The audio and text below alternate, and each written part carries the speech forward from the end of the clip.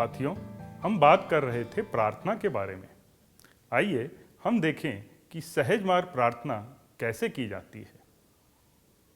हे नाथ, तू ही मनुष्य जीवन का वास्तविक ध्येय है।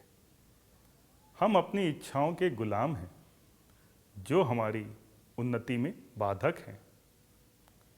तू ही एकमात्र ईश्वर एवं शक्ति है जो हमें उस लक्ष्य तक ले चल सकता है।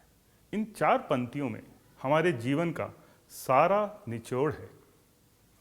हे नाथ, इसको जब हम अपने अंतर मन में कहते हैं तो हमारे अंदर एक ऐसा जुड़ाव पैदा होना चाहिए, उस दिव्य से ऐसा लगाव होना चाहिए जैसे कि पूरा हृदय खाली हो गया हो और सिर्फ उसी की याद में हम विलीन हो गए हों।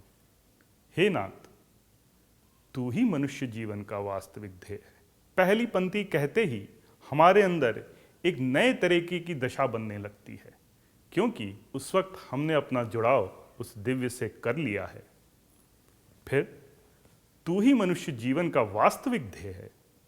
ध्येय तो कई हैं, मगर वो सारे ध्येय उस बड़े ध्येय में विलीन हो गए हैं।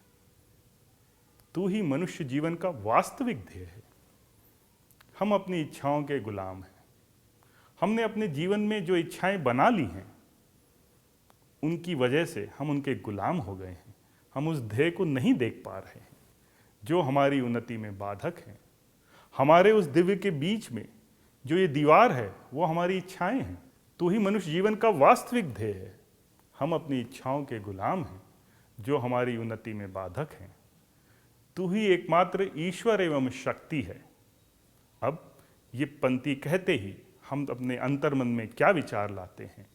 संपूर्ण समर्पण। तू ही एकमात्र ईश्वर एवं शक्ति है जो हमें उस लक्ष्य तक ले चल सकता है। हम जीवन में बहुत कुछ करते हैं, मगर हम अपना पूरा समर्पण अगर उस दिव्य पे डाल दें, तब हम उस लक्ष्य की ओर जल्दी से जल्दी, तेजी से तेजी बढ़ने लगेंगे। अब ये प्रार्थना हमें दैनिक रूप से करनी चाहिए। ये प्रार्थना करने से हमारे अंदर एक सूक्ष्म प्रकार की दशा का निर्माण होने लगता है। प्रार्थना करने से हमारे अंदर वो सूक्ष्म दृष्टि पैदा होने लगती है, जिससे कि हम अपने पूरे दिन में कोई भी कार्य करते हुए हमारा अंतर्मन उससे जुड़ा रहता है। जैसे एक गांव में कोई महिला अपने सर पे एक मटकी रख के चलती है। वो कई लोगों से बात भी करती रहती है, मगर उसके सर पे रखी मटकी का पानी नहीं छलकता।